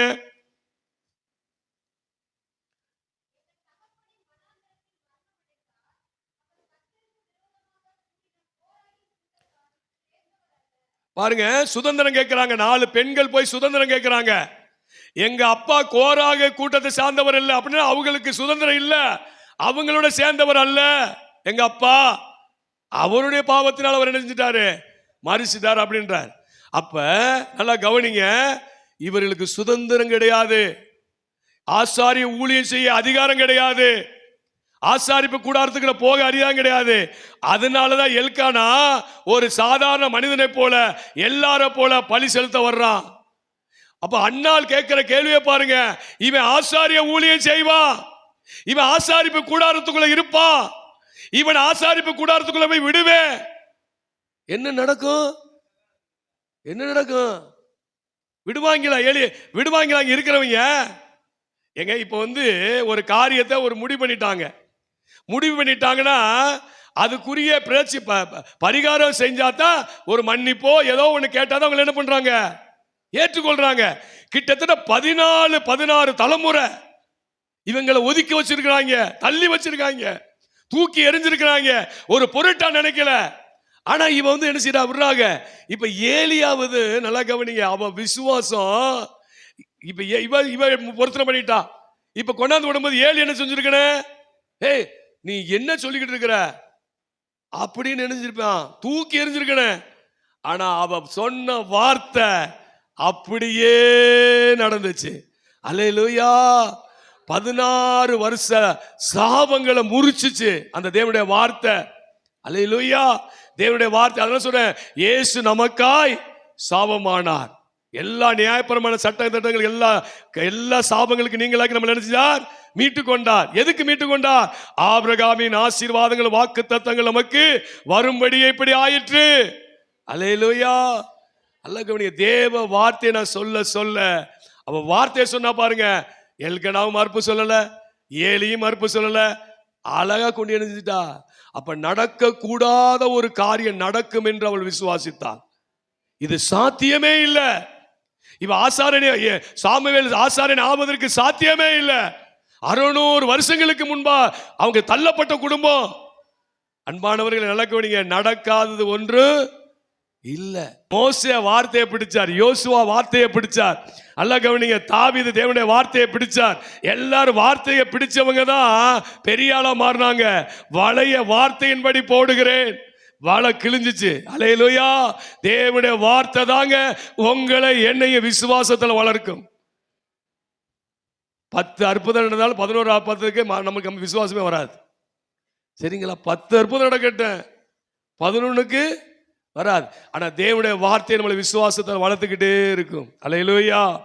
அப்ப அன்னாள் இருதயம் களி கூர்னதுக்கு என்ன காரணம்னா, ஒன்று அவள் தேவனை குறித்த அறிவு, இரண்டாவது அவளுடைய விசுவாசம். விசுவாசம் என்னது? என்ன? நடக்க கூடாத ஒரு காரியத்தை நடக்கும் என்று நான் நம்புகிறேன் பாருங்க, அதுதான் விசுவாசம். அல்லேலூயா. இந்த விசுவாசம் இருந்தா இருக்கும். சில படிக்கிற பிள்ளைகள் என்ன நினைக்கும் தெரியுமா? நான் படிக்கிறேன், படிச்சா தான் மார்க் எடுக்க முடியும் நினைக்குதுங்க. அதுவும் படிச்சு மல்லு கட்டி உருண்டு பாக்குது, கடைசியில இப்படி ஆகி போச்சே அப்படி நிக்குதுங்க. நான் சொல்றேன், கர்த்தரை நம்பு, உன் கொம்பு உயரும். உன் கிளாஸ்ல உன் கொம்பு உயரும். இந்த ஸ்டேட்டில் உன் கொம்பு உயரும். நீ படிப்போடு சேர்த்து யாரையும் பிடிக்கணும் சொல்லணும். நான் கண்டிப்பா அது நல்லா படிச்சிருப்பாங்க, பரீட்சைக்கு போகும்போதே பயம் வரும். நல்லா படிச்ச பிள்ளைகளுக்கு என்னதான் அது, அந்த பயமே கவுத்தி விட்டுறதால நான் படிச்சிருக்கேன், கர்த்தர் என் கூட இருக்கிறார், நான் ஸ்டேட் ஃபர்ஸ்ட் வருவேன். 10th 12th படிக்கிற ஆளுக்கு சொல்றேன், நான் யாரு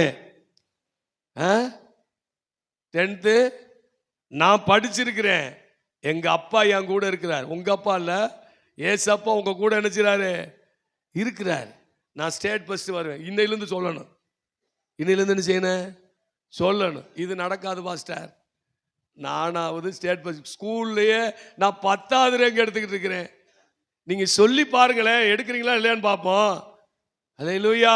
நல்லா கவனிங்க, நடக்காது நடக்கும் என்று நம்ம நம்ப வைக்கிறதுக்கு அது விசுவாசம். 2 காரியம் ஒரு இடத்துல என்ன செய்யுது காணப்படுகிறது. இன்னொன்று கவனிங்க, 1 சாமுவேல் 22, நான் சொல்லிட்டேன், எல்லாமே நான் சொல்லிட்டேன். 22, நான் அவளை கொண்டு போய் விடுவேன் என்று தன் புருஷனுக்கு சொன்னால் 1:23 நீ உன் இஷ்டப்படி செய்கின்றாவன்.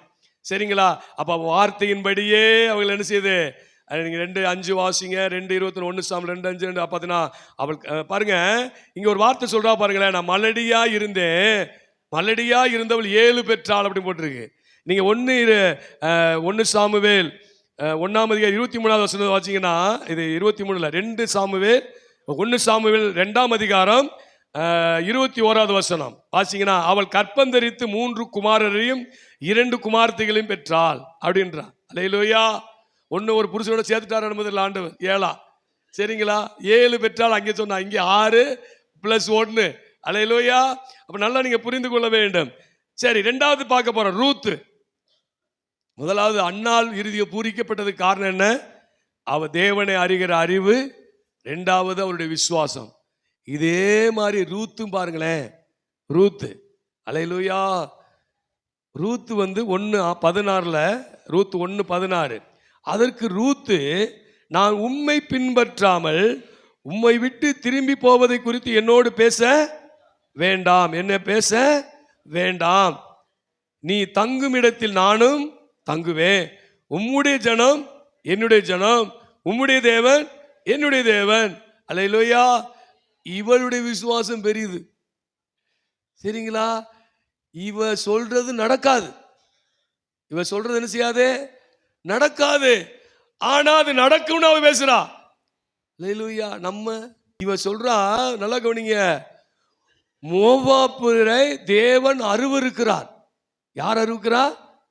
இந்த ரூத் வம்சத்தை தேவனே அருவருக்கிறார். இவரு சொல்றாரு இஸ்ரவேலர்கிட்ட, இவங்களை சங்காரம் பண்ணி அழிச்சிடணும், நீ இவங்களை உயிரோட நினைச்ச கூடாது, வைக்க கூடாதுன்றாரு. சரிங்களா? தேவனே இஸ்ரவேல் சொல்றாரு. அப்ப இஸ்ரவேல் சும்மா இருப்பானா சொல்லுங்க? இஸ்ரவேல் ஜனங்கள் யூதர்கள் சும்மா இருப்பாங்களா? நீங்க நல்லா கவனிங்க. இன்னைக்கு சில ஜாதியினர் சில மதத்தினரை பார்த்தீங்கன்னா, நாங்க தான் உயர்ந்தவர்கள். சில மதத்துக்காரங்களாம் பார்த்தீங்கன்னா, அந்த மதத்துக்காரங்க சொல்லுவாங்க நல்லா பழகுவாங்கன்னு, அப்படி இல்லை, நாங்க தான். அவங்க நடக்கும் போதே இப்படி தான் நடப்பாங்க. நீங்க பார்த்துருக்கீங்களா? நான் ஆறுன்னு சொல்லல, இது இதுல போகுது. சரிங்களா? அப்படிதான் இருப்பாங்க. ஆனா அவங்க பார்த்தீங்கன்னா மற்றவங்கள ஒரு லிமிட்ல வச்சிருப்பாங்க. ஏன்னா நாங்க கும்புறாதான் சாமி தான் பெரியவர், நாங்க தான் முக்கியமான ஆளு, கடவுளுடைய பிள்ளைகள். இதே மாதிரிதான் இந்த இஸ்ரவேல் இருப்பாங்க இன்னைக்கு. தெரியுங்களா? யாரையும் மதிக்க மாட்டாங்க. அவங்க ஜனம் அல்லாதவர்களை ஒரு உதாசீனமா தான் நினைப்பாங்க. ஏங்க உதாசீனம் நினைக்கிற ஒரு பக்கம் இருக்கட்டும், தேவனே அருவருக்க சொல்லியிருக்கிறாரு, தேவனே அவர்களை அருவருத்திருக்கிறாரு. இப்படிங்கிறது இந்த யூதர்களுக்கு நல்லாவே தெரியும், இந்த இஸ்ரவேலருக்கு நல்லாவே தெரியும். ஆனா இவ சொல்றா, தன்னை அருவருக்கிற அந்த கடவுளை, எந்த கடவுளை? தன் இனத்தையே அருவருக்கிற சங்காரம் பண்ண சொன்ன அந்த கடவுளை சொல்றா, அவர் தான் என் சாமி. நீங்க சொல்லுவீங்களா? எப்படி சொல்றா? என்னையா கண்டிப்பா அவர் ஏற்றுக்கொள்வார், கண்டிப்பா அவர் என்ன செய்வார், என்னைய ஏற்றுக்கொள்வார். நான் பாவி, நான் பெரிய பாவம் பண்ணிட்டேன், இனிமே நான் ஜெபம் பண்ணக்கூடாது, இனிமே நான் என்ன பண்ணக்கூடாது, சர்ச்சுக்கெல்லாம் போகக்கூடாது, இப்படி சொல்லி சொல்லியே பாவத்தில் கிடக்கிறோம். பாவம் செய்கிறாள் முதல்ல மறக்கிறது எதை? சர்ச்சை. ரெண்டாவது எதை மறப்பாங்க? ஜெபத்தை. மூணாவது எதை மறப்பாங்க? வேதத்தை. எல்லாத்தையும் மறந்து அப்புறம் எப்படி பாவத்திலிருந்து வெளியே வர்றது? பாவத்திலிருந்து விடுதலையாக்கிட்டு நீங்க வரலைன்னா எப்படி நீங்க விடுதலை ஆவீங்க? எப்படி விடுதலை ஆவீங்க கேட்கிறேன். பாவத்திலே என்ன செய்ய வேண்டியதான்? சாக வேண்டியதான். சரிங்களா? பாவம், நான் ஒரு பாவி அப்படின்னு உணர்வு வந்துட்டாலே நம்ம விழ வேண்டிய இடம் தேவனுடைய சமூகம். அவர் நம்மளை விடுதலை ஆக்குவார். நீங்க பாவத்தில் இருந்து வெளியே போயிட்டே இருந்தீங்கன்னா மீண்டும் மீண்டும் அந்த பாவத்தில் போய் ஒன்றுமில்லாமல் போய் விடுவீர்கள். நீங்க நாம் பலவீனம் உள்ளவர்கள் தான். இப்ப எல்லாரும் பரிசுத்தம் ஆழ்த்து இல்ல. நீங்க ஏன் இன்னும் சில பேர் பாவம் செஞ்சுக்கிட்டு இருக்கீங்க அப்படின்னா தேவ சமூகத்தை மறந்ததுனால, தேவ வார்த்தையை மறந்ததுனால, அதனாலதான் துணிகரமான பாவங்கள்ல கூட நீங்க இருக்கலாம். நல்லா கவனிங்க. நீங்க எப்பேற்பட்ட பாவத்தில் இருந்தாலும் சரி, தேவ சமூகத்துல அந்த இளையகுமாரனை போல நான் ஒரு வேலைக்காரனை தகப்பன்ட்ட போவேன் வந்தா, வேலைக்காரனை எஜமான்ட்ட போவேன், தகப்பன்ட்ட போவேன். அதுதான் அவன் கழி கூர்ந்தான். தகப்பன்ட்ட போவேன். ஐயா நான் தகப்பன் சொல்ல தகுதியே இல்லை அப்படின்னு நினைக்கலவன். நான் வேலைக்காரன் நாட்டில் போவேன், தகப்பன்ட்ட போவேன். அந்த வசனம் பாருங்க, தகப்பன் தகப்பன் வாய் நிறைய சொல்லுவான். அந்த வார்த்தை அவனை கலிகூற பண்ணினது, அவனுக்கு வஸ்திரம் உடுத்தினது, அவனுக்கு மோதிரத்தை உயர்த்தினது, அவனுக்கு ஒரு கொண்டாட்டத்தை கொண்டு வந்துச்சு. அல்லேலூயா. பாவம் செஞ்சே அப்படின்னு நீ தேவ சமூகத்தில் வந்தா பாவத்திலிருந்து விடுதலை, இல்லைன்னா நம்ம பாவத்திலே கிடக்க வேண்டியதான். அல்லேலூயா. நல்லா கவனிங்க. இந்த ரூத் சொல்றா, என்னை அருவருத்த சாமிய, என் சாதிய அருவருத்த சாமிய யாராவது சாமின்னு சொல்லுவோமா? அவர் சொல்றா, அது என்னை ஏற்றுக்கொள்வார், என்னை அருவருக்க மாட்டார். அவர் விசுவாசம் பத்தீங்களா? இது நடக்கிற காரியமா? சரி சாமியே சொல்லிட்டார், அவர் ஏத்துக்கிறாரோ தெரியாது. இப்ப அவர் சொல்ற அடுத்து, உம்முடைய ஜனம் என்னுடைய ஜனம். இப்ப ரூத் சொல்றா, அவங்க ஏத்துக்குவாங்களா? அந்த ஜனம், இவ ரூத் என் ஜாதி, என் ஜனம் ஏத்துக்கிறமா? சிந்திச்சு பாருங்க, எவ்வளவு துணிச்சு சொல்றா பாருங்க. இவ போனா வெட்டுதான், கண்டிப்பா வெட்டி கொண்டுருவானுங்க. சரிங்களா? ஆனா இவ வார்த்தை, அவ சொல்றா, இவன் நம்மளை பார்த்தா கொன்றுவாங்க, இவங்க நம்மளை அருவருக்கிறவங்க அப்படிங்கிற நம்பிக்கை அவருக்கு இல்ல. அவளுக்கு என்னது? அவங்களுடைய தேவை என் தேவன் ஆயிட்டதுனால அவங்க ஜனம் என் ஜனம். அந்த விசுவாசம். அல்லேலூயா. பாருங்க எப்படி விட்ட விசுவாசம். இதை மாத்த அவரால் முடியும். இது எம்மாத்திரம், இது எம்மாத்திரம். அந்த 5 லட்சம் எம்மாத்திரம். சரிங்களா? இதை மாத்த அவரால் முடியும், இவனை மாத்த முடியும். ஏங்க இப்ப நான் ஊழியத்துக்கு வந்திருக்கேன்னு என்ன அர்த்தம்? இந்த ஏரியாவெல்லாம் பார்த்தா எப்படி இருக்கு? இவங்கெல்லாம் மாறக்கூடிய ஆள மாதிரியா இருக்கு? இப்ப இங்க கட்டி சுத்தி இருந்து ஒரு ஆள் இங்க வரல, இந்த ஏரியாவில இருந்து ஒரு ஆள் இல்ல. ஆனா நான் விசுவாசிக்கிறேன், இவங்களுக்காகத்தான் இதை கட்டி இருக்கிறார். நம்ம இப்ப தற்சமயம் வந்திருக்கிறோம். அல்லேலூயா. இந்த ஏரியாவில் இருக்கிற ஜனங்களுக்காகத்தான் இதை கட்டி இருக்கிறார். நம்ம தற்காலிக பிரச்சனைகள், நம்ம செதறி போய் என்ன செய்ய போறோம்? சபையை கட்ட போறோம். அல்லேலூயா. எத்தனை விசுவாசிக்கிறிய? நீங்களாம் சபைக்கு பாஸ்டர் ஆவீங்க. எத்தனை பேர் விசுவாசிக்கிறிய? ஆமீன். சில பேர் பாக்குது, நானா அப்படி சும்மா வாயினாலே சொல்லி சந்தோஷப்பட்டான். அல்லேலூயா. நல்லா கவனிங்க. நீங்க முதல்ல வர்ற ஆம்பளை ஊரம் பாஸ்டர் தான். இப்ப சொல்றேன், நல்லா கவனிங்க. நீங்க எத்தனை சுத்துனாலும் சரி, எங்கெங்கே ஓடினாலும் சரி, கண்டிப்பா நான் சாகிறதுக்குள்ள நீங்க ஒரு சர்ச்சுக்கு பாஸ்டரா இருப்பீங்க. அல்லேலூயா. ஆமென். நல்லா கவனிக்கணும். ஏன்னா முதல் பலன்கள் எல்லாம் ஆண்டவர் சும்மா விட மாட்டாரு. முதல் குழந்தை அல்ல, நம்ம பூரா இந்த ஏரியாவில் ஒரு ஊருக்கு 1 2 இணைஞ்சிருக்கோம், வந்து சேர்ந்துருக்கிறோம். அல்லேலூயா. இப்ப நல்லா கவனிங்க. அவ சொல்றான், ஓ உன் ஜனம் என் ஜனன்றா. இதெல்லாம் சொல்றதுக்கு வாய் கூசணும், நடக்கிற காரியம் அல்ல. சரிங்களா? அடுத்து சொல்றாரு, நீ எங்க தங்குவியோ அங்கதான் நான் தங்குவேன்றா. இப்ப வெளியே இருந்துகிட்டு சொல்லிடலாம், வெளியே இருந்து இப்ப போய் எங்கதான் தங்கணும்? அந்த கொல்ற கூட்டத்துக்குள்ள போய் தங்கணும். இவ சொல்லிட்டு உள்ள போனால, முதல்ல போறா. என்ன செய்யறா? முதல்ல ரூத்து நீ ஒரு இடத்து அவ போறா. முதல்ல போகும்போது அந்த வசனம் நோட் பண்ணல, நான் சொல்ற கவனிங்க. அவள் ஒரு இடத்துக்கு போறா. 19 என்ன வசனம் வாசிங்க? இல்ல, அந்த போவாஸ் வயல்வெளிக்கு போவாள் அந்த வசனம். சரி, நீங்க சொல்ல, நான் மனப்பாடம் சொல்லிடுறேன். நல்லா கவனிங்க. இப்ப அவ போறா. போன உடனே இப்ப அந்த ஊருக்கு போயிடுறாங்க. போன உடனே என்ன நடக்குது அப்படின்னா, இவ அந்த சமயம் கோதுமை அறுத்துக்கிட்டு இருக்கிறாங்க. இப்ப ஏழையா இருக்கிற ஜனங்கள் என்ன செய்வாங்கன்னா, அந்த சிந்திர கருதை போய் புறக்குவாங்க. அதுக்காகவே வெளியே சிந்த விடுவாங்க. இது வேதத்தில் இருக்கு, சிந்த விடுவாங்க. இதை பொறுக்குவதற்கு அவ போறா. சரிங்களா? எதை பொறுக்க? கோதுமையை பொறுக்க போனவ அந்த வயலுக்கே சொந்தக்காரியா மாறிட்டான். அல்லேலூயா. அவ விசுவாசம் எங்க கொண்டு விடுது பாருங்க. இப்ப கோதுமையை போய் பொறுக்க போனாலா? போன உடனே இவ யாரு அப்படின்னு கேட்கிறேன். அந்த போவாஸ். இவ அந்த நகோமியோட வந்த அங்க சொல்றான், மோவாபிய பெண். அந்த வார்த்தை யூஸ் பண்றான். அந்த வசனத்துல பாருங்க, மோவாபிய பெண். மோவாப் பெண் எதுக்குள்ள உள்ள விட்ட அப்படின்னு அவன் கேட்கல. இவ சொன்ன அந்த விசுவாசம் அவனிடத்தில் தயவை உண்டாக்குறது. தேவனுடைய வார்த்தையை விசுவாசித்தீங்கன்னா உங்களுக்கு மனுஷனிடத்துல தயவு கிடைக்கும். அல்லேலூயா. தேவ தயவு என்ன செய்ய உண்டாகும். ஒரு இடத்துக்கு போனா உங்களுக்கு காரியம் வாய்க்கும்.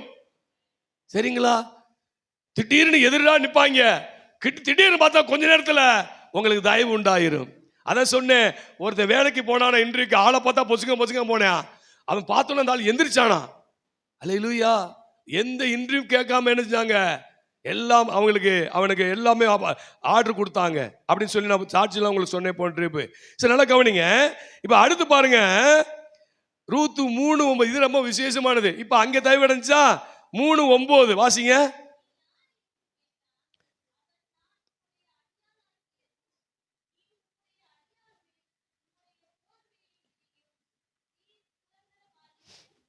அல்லேலூயா.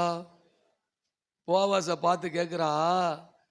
அவ மாமி சொல்றா, என்ன சொல்றான்னா, நீ இவன் தான் உனக்கு சொந்தக்காரன், நீ போய் களத்துல படுத்திருப்பான், நீ போய் காலில் போய் என்ன செஞ்சுக்க, படுத்துக்கோ அப்படின்ற. அப்புறம் நடக்கிறத பார்த்துக்கலாம் அப்படின்னு சொல்லி விட்டுறா. இவ போய் படுத்துட்டா. படுத்த உடனே நீ யாருன்னு கேட்கிறான். அந்த நேரத்தை எந்திரிச்ச உடனே அவ சொல்ற வார்த்தையை பாரு, நீ என் சுதந்திரவாளி. அல்ல கவனிக்கணும். இதெல்லாம் தில்லு வேணும் சொல்றதுக்கு. சரிங்களா? நீ யாரு? என்னுடைய சுதந்திரவாளி. அப்படின்னா அவ ஏற்கனவே கல்யாணம் பண்ண ஆள் தான் நினைக்கிறேன். அவன் ஏற்கனவே பெரிய ஆளு. நல்லா கவனிங்க. கல்யாணம் ஆகிதான் இருக்குது. ஆனா அந்த உரிமையை கேட்கிறா. யார் கேட்கறது உரிமை? உரிமை இல்லாதவள், உரிமையே இல்லாதவள். இப்ப இவ ஒரு இஸ்ரவேல் பெண்ணா இருந்து நகோமிக்கு மாமியாவா இருந்தா கேட்கலாம். இவ ஒரு அருவருக்கிற ஜாதி. இவள் ஒரு கொலை செய்யப்பட வேண்டியவள். இப்ப கீழே கடந்துட்டு சொல்றா, நீ என் சுதந்திரவாளி. தைரியமா சொல்றா. அது பாருங்க அந்த விசுவாசம். அவன் சொல்றான், என்னை விட இன்னொருத்த உனக்கு சுதந்திரவாளியத்தை இருக்கேன், அவன்கிட்ட கேட்டு சொல்றேன்றான். கழுத்தை போடாம அவன் என்ன சொல்றான், இங்கேயும் தயவு. வார்த்தை பாருங்க, அந்த வார்த்தை. ஏன்னா நான் அறிந்திருக்கிற இன்னார் என்று நான் என்ன செஞ்சிருக்கிறேன், அறிந்திருக்கிறேன். நான் அறிந்திருக்கிறவர். உங்களுக்கு இன்னார்னு ஆறு தெரியும்? உங்களுக்கு சம்பளம் கொடுக்கிறாரு. இன்னைக்கு முதலாளி ஒரு கூட கொஞ்சம் வேலை பார்த்தீங்க, ஒரு 10 ரூபா கூட தருவார். அதான் நீங்க நம்ம அறிந்திருக்கிற அறிவு. இல்லை, இன்னைக்கு அவங்களுக்கு இந்த வேலை செஞ்சு கொடுத்துருக்கிறேன், ஏதாவது ஸ்பெஷலா ஏதாவது நினைச்சுவாங்க கொடுப்பாங்க. நம்ம அப்படி அல்ல, சுதந்திரத்தையே தருகிறவர். சரிங்களையா? உங்க வாழ்க்கையவே உயர்த்துகிறவர், உங்களுக்கு வாழ வேண்டிய எல்லா வழியையும் காட்டுகிறவர். அல்லேலூயா. நீங்க இந்த 1000 ரூபாய்க்கு 500 ரூபாய்க்கு ஓட்டமா ஓடிக்கிட்டு தெரிய. சரிங்களா? சுதந்திரவாளி அப்படின்றார். பாருங்க, ரூத் 4. இப்ப இதுக்கு பின்னாடி ஒரு திருமணம் முடிஞ்சிருது. அவ பேர் எப்படி மேல போது பாருங்களேன். 4:11 ராகேலை போலவும் லேயாலே போலவும். பாருங்க எங்க போயிட்டாப்ப, அந்த ஜாதியோடவே கலந்துட்டா. அல்லேலூயா. இப்ப அவ இறுதி எப்படி இருக்கு? இப்ப ஒருத்தரை வாழ்த்தும் போது ஒருத்தரை பத்தி சொல்லி வாழ்த்துவாங்க. நம்ம இதில் அப்படி பழக்கம் இல்லை, அவங்க இதில் அந்த பழக்கம். மூதாதைகளை சொல்லி இவங்களை போல நீ இருப்ப, இவங்களை போல இருப்பேன்னு நினைச்சுவாங்க, சொல்லுவாங்க. அது மாதிரி ஒரு உயர்வுக்குள்ள கடந்து போனா. அப்ப இவ வாழ்க்கையில இந்த மாதிரி உயர்வு வந்ததுக்கு, இந்த மேன்மை வந்ததுக்கு, அவள் இறுதியும் களி கூர்ந்ததுக்கு காரணம் என்ன நீங்க பாத்தீங்கன்னா, அவளுடைய விசுவாசம். அவள் கர்த்தரை குறித்திருந்த அறிந்த அறிவு. அல்லேலூயா. அடுத்து பாருங்க, எஸ்தர் 3ஆம் அதிகாரம். இதோட முடிக்கிறேன். எஸ்தர் 3ஆம் அதிகாரம் 8ல இருந்து நீங்க 15 வரை வாசிச்சு பார்த்தீங்கன்னா அங்க என்ன போட்டிருக்கு அப்படின்னு பார்த்தீங்கன்னா, மொர்தகாய் என்ற ஒரு மனிதன் இருப்பான். இது ஆகான் ஒருத்தர் இருப்பான். ஆமான் ஒருத்தர் இருக்கிறான். அந்த ஆமான் என்ன செய்ய, அகஸ்வார் ராஜா அந்த மணமனையில் இருக்கிறான். அவன் மந்திரியா இருக்கிறான். அவனுக்கு இந்த மொர்தகாய் என்பது மரியாதை கொடுக்கல. உடனே அவனை கொல்றதுக்கு பதிலாக அவன் சாதியவே கொல்ல பார்க்கிறான். மொத்த ஜாதிக்கு என்ன செஞ்சிட்டான், ராஜா கிட்ட கையெழுத்து வாங்கி முத்திரை போட்டு எல்லா நாட்டுக்கு தீவிரமா நடத்த அனுப்புறான். வேகமா போகுது. எவ்வளவு சீக்கிரமா போகுதுன்னா அவ்வளவு சீக்கிரம் போகுது. நாள் குறிச்சு இத்தனை நாள்ல பாருங்க, ஒரே நாளிலே சிறியோர் பெரியோர் குழந்தைகள் ஸ்திரீகள் ஆகியவைகள் யூதரையும் என்ன செய்யணும், அழிச்சிடணும். அந்த 3ஆம் அதிகாரம் 13ல சொல்லப்பட்டிருக்கு. அதுல 15வது வசனத்துல போட்டிருக்கு, சூசான் நகரமே கலங்கிருச்சு. சரிங்களா? இப்ப எஸ்தர் 8ஆம் அதிகாரம் 9-17 பாத்தீங்கன்னா அந்த காரியம் இப்ப மாறுதலா முடியுது. எப்படி முடியுது? எவ்வளவு சீக்கிரமா யூதர்களை அழிச்சிய வேகமா நடந்துச்சோ, இப்ப ஆமானுடைய கூட்டத்தை அழிக்கிறதுக்கு அவ்வளவு சீக்கிரம் வேகமா நடக்குது, தீவிரமா நடக்குது. ஆனா பாத்தீங்கன்னா இவங்களுக்கு சூசான் நகரமே கலங்கிருச்சு. இங்க பாத்துக்கிறோம் 16வது வசனத்துல, 8:16ல இவ்விதமா யூதர்களுக்கு வெளிச்சமும் மகிழ்ச்சியும் களிப்பும் கனமும் உண்டாயிற்று அப்படின்னு பாக்குறோம். அல்லேலூயா. இப்படி காரியம் மாறுதலா முடிஞ்சதுக்கு என்ன காரணம்?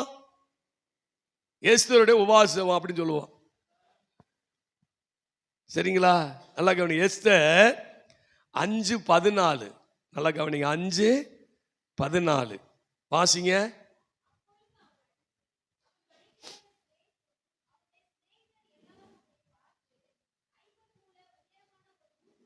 5:14. சரி, நல்லா கவனிங்க. இப்ப மொர்தகாய் சொல்றாரு இந்த எஸ்தர் ட்ரெஸ் எடுத்து அனுப்பிச்சுறான். அவன் ரெட்டுடுத்தி கிடக்குறான், துக்கத்துல கிடக்குறான். வாசிங்க. நீ இந்த காலத்தில் மௌனமாயிருந்தால் யூதருக்கு சகாயமும் ரட்சிப்பும் வேறு இடத்திலிருந்து வரும். அப்பொழுது நீயும் உன் தகப்பன் குடும்பத்தாரும் அழிவீர்கள். இப்படிப்பட்ட காலத்துக்கு உதவியாய் இருக்கும்படிக்கு உனக்கு ராஜமேன்மை கிடைத்திருக்கிறது. நல்லா கவனிங்க. எங்களை காப்பாத்த வேறொரு வழி அவர் என்ன செய்வாரு, திறப்பாருங்கிற விசுவாசம் யாருக்கு இருக்கு? மொர்தகாய் இருக்கு. சரிங்களா? இப்ப இந்த ராணியா நீ இருக்கிறது எதுக்கு தெரியுமா? இப்படி ஒண்ணு வரப்போகுது, இதுல இருந்து உன்னை காப்பாத்தான் உன்னைய ஆண்டவர் என்ன பண்ணிருக்கிறாரு, ராணியா வச்சிருக்கிறாரு அப்படின்னு அவ அறிஞ்சா பாருங்க. தேவனுடைய வார்த்தைய, என்னை குறித்த தேவ திட்டம் என்பதை அவள் அறிந்தால் பாருங்க, அப்பதான் அவ உபவாசம் பண்ணவே போனான். அல்லேலூயா. நல்லா கவனிங்க. இங்க உட்கார்ந்து பார்த்தீங்களா? ஏன் நம்ம அழுது கொண்டு இருக்கிறோம்? எதுக்கு என்னை ஆண்டவர் பிடிச்சா நமக்கு என்ன செய்யல தெரியல. நம்மளுடைய எதிர்காலம் நமக்கு என்ன செய்யல தெரியல. நம்ம ஆனா பைபிள்ல சொல்லப்பட்ட ஆட்களுடைய எதிர்காலம் தெரிஞ்சு வாழ்ந்தாங்களா வாழலையா? உங்க எதிர்காலம் தெரியுமா? எதுக்காக இந்த ஊர்ல நீங்க ரட்சிக்கப்பட்டீங்க? ஏன் உங்க ஊர்ல எத்தனையோ நபர்கள் இருக்க, நீங்க ஏன் ரட்சிக்கப்பட்டீங்க? உங்களோட பெஸ்டான ஆட்கள்லாம் இருக்க, உங்களை விட மேன்மையான ஆட்கள் இருக்க, நீங்க மட்டும் ஏன் இயேசுவை ஏற்றுக்கொண்டீங்க? சொல்லுங்க. எதுக்கு? நீங்க எப்படி அழுதுகிட்டு இருக்கீங்க பார்த்தீங்களா? இது மாதிரி அழுதுகிட்டு இருக்கிறவங்கள காப்பாத்த இந்த அறிவு என்னைக்கு எனக்கு வருதோ, நான் அழுகக்கூடாது, என்னைய போல அழுகிறவனை காப்பாத்த, என்னைய போல பாதிக்கப்படுறவனை காப்பாத்த, என்னைய போல அசிங்கப்படுறவனை காப்பாத்த, என்னைய போல அவமானப்படுறவனை காப்பாத்த, என்னைய போல சாக போறவனை காப்பாத்த என்னைய ரட்சித்து இருக்கிறார். இந்த அறிவு எப்போ வரும்னா, வேதத்தை வாசிக்கும் போது வரும். என்னைய பிடிச்சிருக்கிறவரு, என்னைய மாத்தினவரு, என் வீட்டுக்காரனை, என் குடும்பத்தை, என் ஜாதிய, என் ஊரை மாத்த வல்லமை உள்ளவர் அப்படிங்கிற விசுவாசம் இருந்தா தான் இந்த உபவாசம் பண்ண முடியும். அல்லேலூயா. நல்லா கவனிங்க. என்னை குறித்து முகாந்திரம் என்ன அப்படிங்கிற அந்த அறிவை மொர்தெகாய் சொன்னபோது பிடிச்சுக்கிட்டா பாருங்க. அவள் என்ன செய்யறா, நான் செத்தாலும் சாகுறேன். அப்போ ஒருவேளை இதுக்கு தான் இருக்கு, அப்ப எனக்கு கண்டிப்பா என்ன வராது, சாவு வரப்போறது இல்ல, நான் நின்று பார்க்கிறேன் அப்படின்னு எழும்புறா. அல்லேலூயா. நம்ம என்ன செய்யறோம், என்னை ஆண்டவர் அவுத்த வழி இருந்துச்சுப்பா, என்னை காப்பாத்தினார், என்னை சுகமாக்கினார், சோத்திரம் அப்படின்னு சொல்லி சர்ச்சுக்கு வந்தோம்.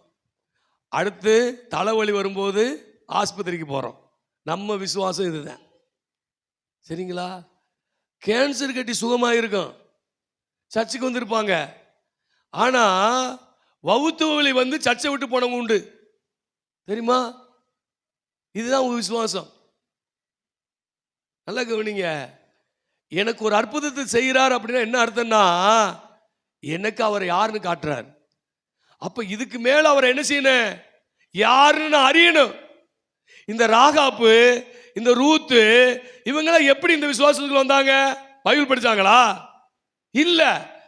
ராகாப் சொல்றா, நான் நீங்க எகிப்துல உங்க ஆண்டவர் செஞ்சதை பார்த்தா, கிரிகளை கேட்டு, வனாந்திரத்துல உங்க ஆண்டவர் செஞ்ச கிரிகளை கேட்டு எங்க ஜனங்களுடைய இருதயம் கரைஞ்சு போச்சு, திகிலும் பயமும் உண்டாயிருச்சு. அப்ப அவ கேட்டு இருக்கிறா. கேட்ட உடனே தான், எனக்கு ஆபத்து வந்தாலும் பரவாயில்ல, உங்களை நான் காப்பாத்துவேன், நான் அழிஞ்சாலும் பரவாயில்ல, நான் உங்களை காப்பாத்துவேன் அப்படின்னு ராகாப் எழும்பினா. அந்த 2 பேரை காப்பாத்துனா. நான் பாதிக்கப்பட்டாலும் பரவாயில்ல, என் ஆண்டவருடைய நாம மகிமைப்படணும் அப்படின்னு நீங்க எப்ப எழும்புறீங்களோ அப்ப நீங்க களி கூறுவீங்க. ராகாப் எழும்புனா, அவ 2 பேரை காப்பாத்தி விட்டா, அவ குடும்பம் காப்பாற்றப்பட்டுச்சு. அவ பேர் பட்டு, இயேசுவின் பேர் பட்டியல் அவர் பேர் வந்துச்சு. அல்லேலூயா. அவள் இருதயம் மகிழ்ந்தது. அன்பான தேவஜனங்கள் நல்லா கவனிங்க. உங்களை என்னையும் எது தெரியுமா இருதயத்தை மகிழ்விக்கும்? தேவனை குறித்த அறிகிற அறிவு ஒன்று. 2வது, தேவனை குறித்த அறிவை எதிலிருந்து வரும்? தேவனுடைய வசனத்தினால் வரும். வார்த்தையை வாசிக்கும் போது வரும். தேவனுடைய வார்த்தையை வாசிக்க நமக்கு என்ன வரும்? விசுவாசம் வரும். இந்த விசுவாசமும் இந்த தேவனை அறிகிற அறிவும் தான் நம்முடைய வாழ்க்கையில இருதயத்தில் கலிகூற பண்ணுமே ஒழிய வேறு எதுவும் வராது. அதனாலதான் சொல்றாரு ஏசாயா 59:9 கடைசி வசனத்துல, என்னுடைய வார்த்தையையும் என்னுடைய ஆவியையும் உங்கள் வாயில நான் வச்சிருக்கிறேன். சிலுவையில் நான் பண்ண உடன்படிக்கை சொல்றாரு, அதான் புதிய உடன்படிக்கைன்னு சொல்றாரு. சிலுவையில இயேசு செய்த காரியங்களை என்ன சொல்றாரு? புதிய உடன்படிக்கைன்னு சொல்றாரு. அதே உடன்படிக்கை வார்த்தை வருது 59 கடைசி வசனத்துல, ஏசாயா 59 கடைசி வசனத்துல போட்டிருக்கு, நான் உங்களோடு இந்த உடன்படிக்கை, எதை? ஆவியையும் வார்த்தை வாயில வைக்கிறது உடன்படிக்கைன்றாரு. சொல்லிவிட்டு சொல்றாரு, எழும்பி பிரகாசி, இந்த வார்த்தை உன்னை எழும்பி பிரகாசிக்க பண்ணும். எழும்பி பிரகாசி. அடுத்து சொல்றாரு, உன் ஒளி உன் மேல வந்துச்சு. அத கவனிங்க.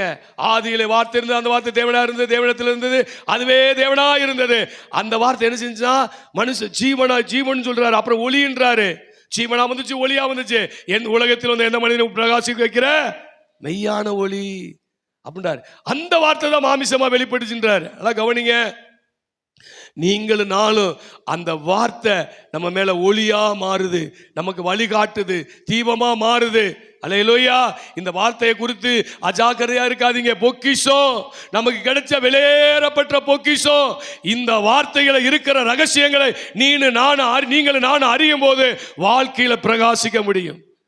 அல்லேலூயா. அப்பொழுது நம்மளை சுத்தி என்ன வேணாலும் நடக்கலாம், நம்ம மேல அவர் மகிமை உதிக்கும். மகிமைனா என்ன தெரியுமா? அத்தாரிட்டி. நல்லா கவனிங்க.